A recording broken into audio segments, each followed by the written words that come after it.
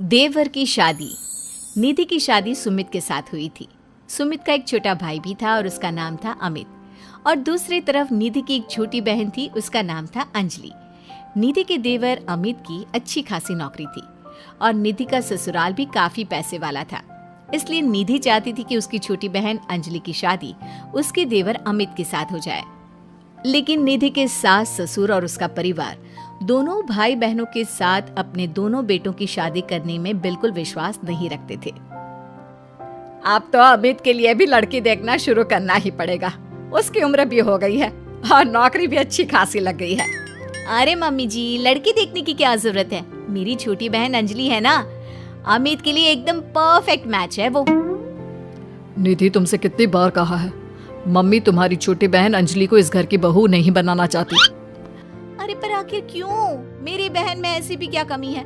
सुंदर है, सारा काम करना जानती है, फिर आपको क्या परेशानी है? बात परेशानी की नहीं है बेटा, लेकिन मैंने शुरू से ही सोच रखा था एक ही घर की दो लड़कियां अपने बेटों के लिए नहीं लेकर आऊंगी।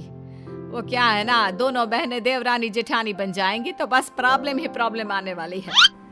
लेकिन निधि इस बात के लिए बिल्कुल तैयार नहीं थी।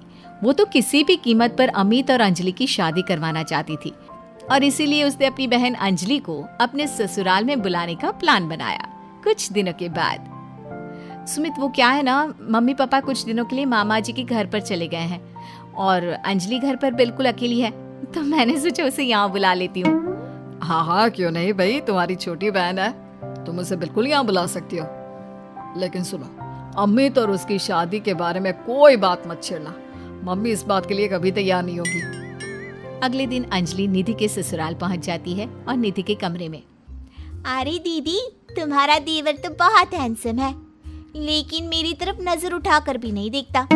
अरे तू चिंता क्यों करती है, वो तेरी तरफ नजर उठाकर भी देखेगा और तू इस घर की बहू भी बनेगी। बस अब तू देखती जा। आप कहना क्या चाहती हैं दीदी? यही कि तू किसी न किसी तरह से बहाना करके कुछ दिन इस घर में रुक जा, बस फिर देख मैं क्या करती हूँ। अगर आपने मेरी शादी अमित के साथ करवा दी ना दीदी, तो जिंदगी भर आपकी सेवा करूंगी। मुझे तो आपकी शादी के बाद से ही बहुत पसंद है।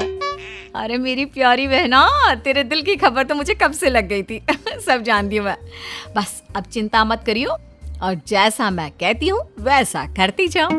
अगले दिन देख अंजलि, थोड़ी देर बाद मेरी सास बाथरूम से नहाकर निकलेगी, तो बाथरूम के दरवाजे पर थोड़ा सा पानी गिरा दे। ये क्या कह रही हो दीदी?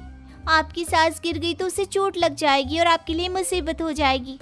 अरे पागल, जैसे ही वो गिरने लगे तो झट से जाकर उसे संभाल लेना। देख, मेरी सास के दिल में अब तुझे जगह बनानी है। इस घर की बहू बनना है या नहीं? हाँ दीदी, वो बात तो सही है। ठीक है, मैं चुपचाप जाकर बाथरूम के दरवाजे पर पानी गिरा कर आती हूँ।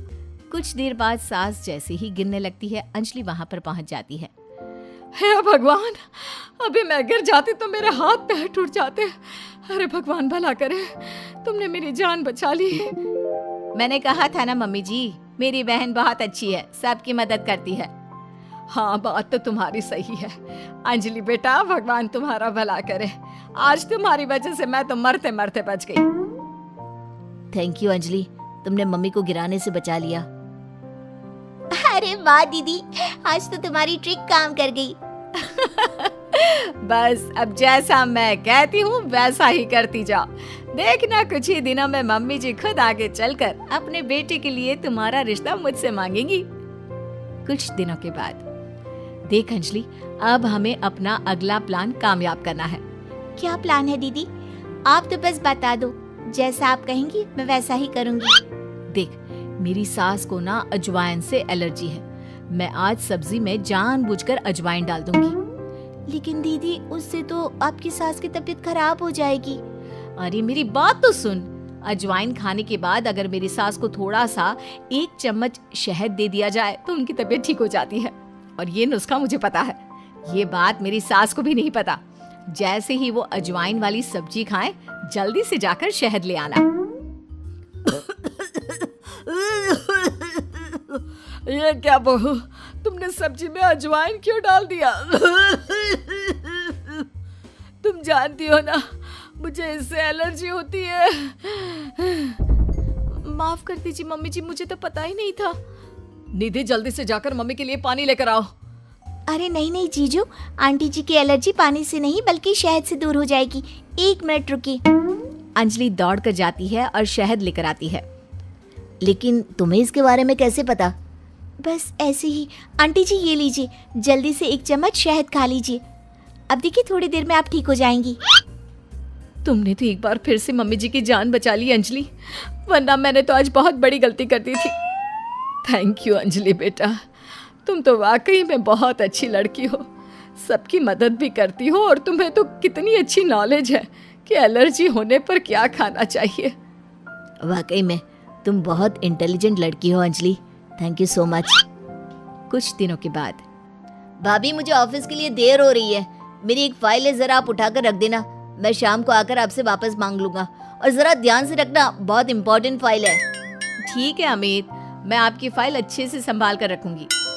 अमित के जाने के बाद देखो अंजलि, ये अमित की ऑफिस की एक बहुत इंपॉर्टेंट फाइल है। मैं जानबूझकर इसे कहीं पर छिपा दूंगी और तुम्हें बता दूंगी कि ये फाइल कहाँ रखी है। बस जैसे ही वो मुझसे फाइल ढूंढने के लिए कहेगा, तुम फाइल झटपट ढूंढ कर ले आना और उसे दे देना। वाह दीदी, मुझे इस घर की बहू बनाने के लिए आप कितनी मेहनत कर रही हैं। शाम के वक्त भाभी मैंने आपको एक फाइल संभाल कर रखने को दी थी, प्लीज जरा वापस दे दीजिए ना, मुझे एक प्रेजेंटेशन बनाना है। निधि उस फाइल को ढूंढने का नाटक करती है। क्या करूं देवर जी, आपकी फाइल मिल नहीं रही मुझे। अरे भाभी ये आप क्या कह रही हैं?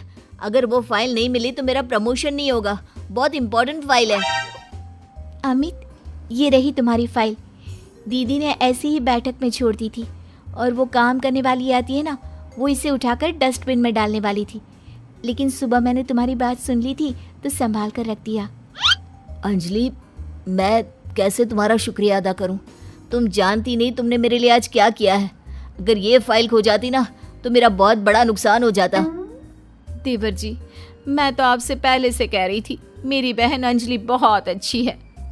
वाकई में बहुत समझदार और इंटेलिजेंट लड़की हो तुम, हमारे फैमिली के लिए कितना कुछ कर रही हो। पहले मम्मी को बचा लिया और आज मेरी फाइल। अगले दिन मुझे लगता है कि अमित भी अंजलि को धीरे धीरे पसंद करने लगा है। तुमने फिर से वही कहानी कहना शुरू कर दिया। मैंने कहा ना, अंजलि की शादी अमित से हम नहीं करवाना चाहते। देखो बेटा, तुम्हारी बहन बहुत अच्छी है, लेकिन फिर भी मैं अमित के लिए किसी दूसरे घर की लड़की लाना चाहती हूँ। एक ही घर की 2 लड़कियां मुझे अपनी बहू बनाकर नहीं लानी। मम्मी जी, मेरी बहन ने आपके लिए इतना कुछ किया और फिर भी आप उसके साथ ऐसा कर रही हैं। तुम गलत समझ रही हो निधि, ये बात तो हम लोगों ने तुम्हें पहले ही कह दी थी। तुम्हारी कोशिशें बेकार है, ऐसा कुछ नहीं होने वाला निधि। देखा दीदी, तुम्हारे सब कुछ करने के बाद भी तुम्हारे ससुराल वाले मुझे इस घर की बहू बनाने के लिए तैयार नहीं है। लगता है अब एक आखिरी खेल खेलना पड़ेगा और देखना, उसके बाद सब ठीक हो जाएगा। मजबूरी में मेरी सास को अमित के साथ तुम्हारी शादी करवानी पड़ेगी। लेकिन दीदी अब आप क्या करने वाली हैं? कल रात को जब अमित ऑफिस से देर से लौटेगा तो उसके खाने में बेहोशी की दवा डाल दूंगी।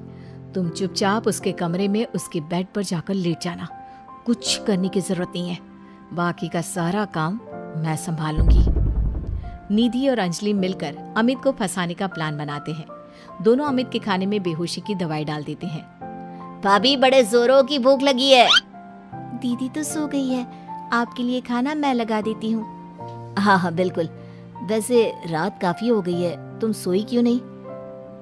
मैं तुम्हारा इंतजार कर रही थी, सोचा तुम ऑफिस से लौट कर आओगी, खाना कौन देगा, बस इसीलिए।